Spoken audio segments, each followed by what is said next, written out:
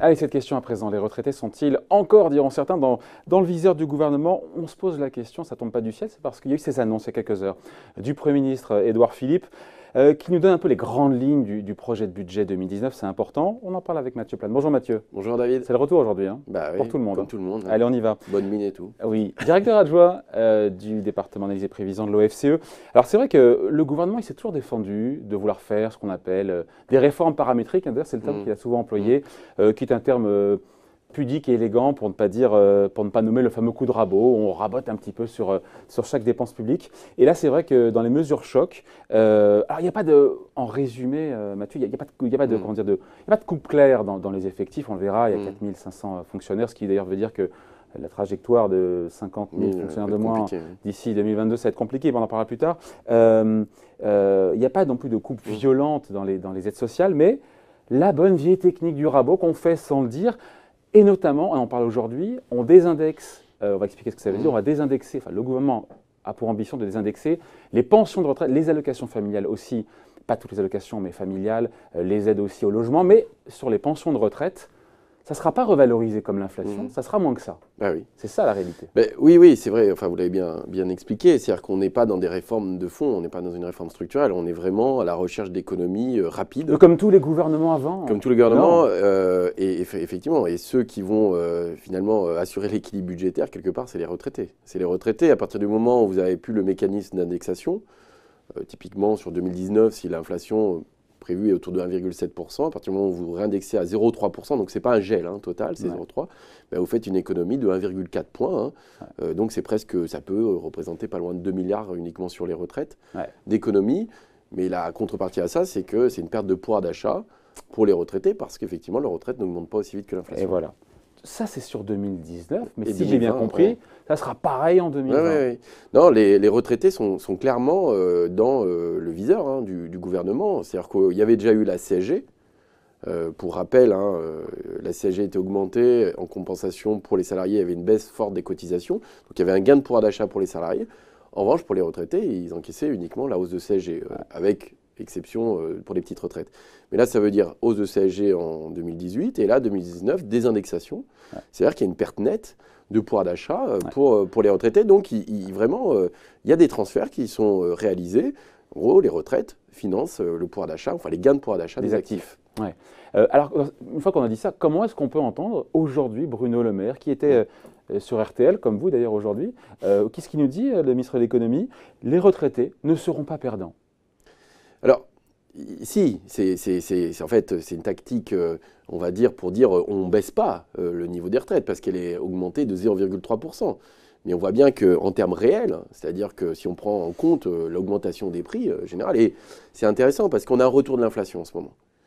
C'est-à-dire qu'il faut bien rappeler ça, et je pense que c'est important, c'est que cette technique a déjà été utilisée, notamment entre 2014 et 2016, durant 3 ans, on a eu quasiment, voilà, sous François Hollande, un gel des pensions de retraite, c'est-à-dire qu'elles n'étaient pas augmentées, pas réindexées. Alors, on était dans la fameuse politique d'austérité, d'ajustement budgétaire fort, sauf que c'est une période où l'inflation était proche de zéro.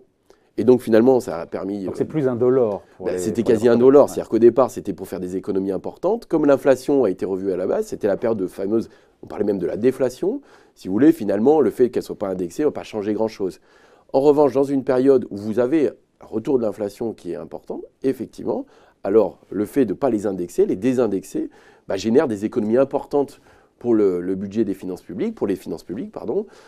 Mais en contrepartie, bien sûr, ceux qui trinquent, entre guillemets, c'est effectivement les retraités. Et après, on peut parler des APL et des prestations familiales. Mais le gouvernement affirme que indirectement, les retraités vont s'y retrouver parce qu'il y a la baisse de la taxe d'habitation pour tiers là à l'automne, il y a le reste à charge zéro, nous dit le gouvernement. Ça tient la route si on regarde l'ensemble, encore une fois, pour les retraités, et pas seulement par la loupe de la CSG disons que c'est effectivement, il y a des mesures qui vont venir compenser ça, et notamment la réforme de la taxe d'habitation, mais on voit bien que le mécano est quand même assez complexe, parce qu'on voit bien que tout le monde ne paye pas le même niveau de taxe d'habitation, que ça ne va pas forcément compenser intégralement ce qui a pu être fait, mais c'est vrai que si on cumule la hausse de la CSG et ces désindexations, ça fait un choc assez important pour les retraités. Il n'y a pas à se mentir. c'est des choix. Ils sont en première ligne. Ils sont en première ligne. Moi, je trouve que c'est assez dangereux pour une raison aussi, c'est qu'on va rentrer dans l'année de la réforme, en tout cas en 2019, du projet de loi sur la grande réforme des retraites. Et on voit que, en tout cas, on va attaquer cette réforme des retraites avec le sentiment que les retraités peuvent être la variable d'ajustement budgétaire des comptes publics. C'est-à-dire qu'on voit moins de croissance que prévu. Il y a eu des engagements fiscaux qui ont été forts, hein, qui ont commencé à être mis en place. Mais pour boucler le budget, pour éviter les dérapages budgétaires, on va utiliser cette méthode qui n'est pas une méthode de long terme, avec une vraie vision derrière, c'est juste dire, voilà, ça permet de faire des économies rapidement, mais par contre, clairement, c'est pas tout le monde qui est mis à contribution, c'est les retraités. Ouais. C'est de la bonne vieille politique, hein, quelque part. Le nouveau monde, parfois, enfant. Oui, on voit bien, c'est une technique qui a déjà été utilisée, une fois de plus, pour faire des ajustements budgétaires, et donc, elle est utilisée parce qu'on voit qu'il y a des équilibres comptables qui souhaitent être tenus, et que, à côté de ça... Vous en parlez en laissant un peu filer le déficit, parce qu'on voit bien que les engagements de 2,3% ou 2,4% de déficit public pour l'an prochain ne seront pas tenus. On a compris qu'on allait tangenter les 3% l'année prochaine. Rien de dramatique, diront certains, même si on ne respecte pas la trajectoire.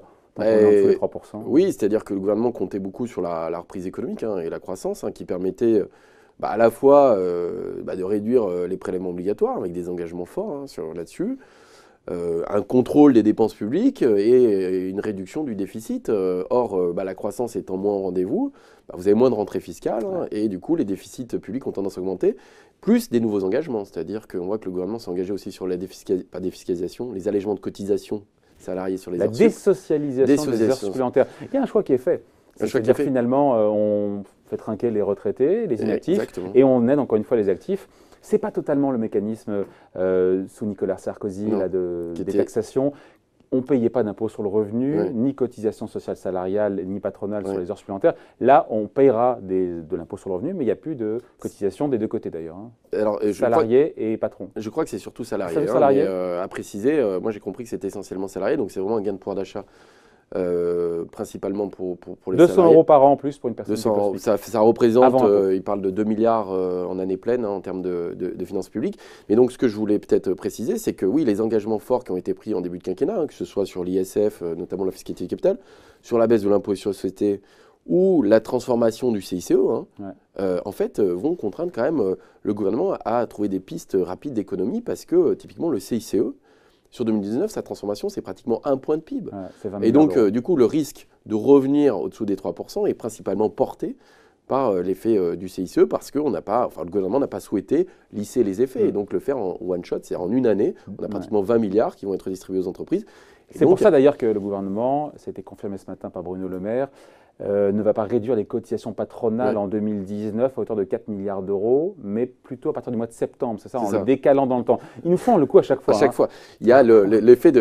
l'effet de calendrier fiscalier, on l'a bien vu. Sur la 2018, c'était assez intéressant parce que vous pouvez voir que... augmente au 1er janvier. Voilà, et en fait, les baisses de cotisation, la deuxième tranche se fait au dernier trimestre.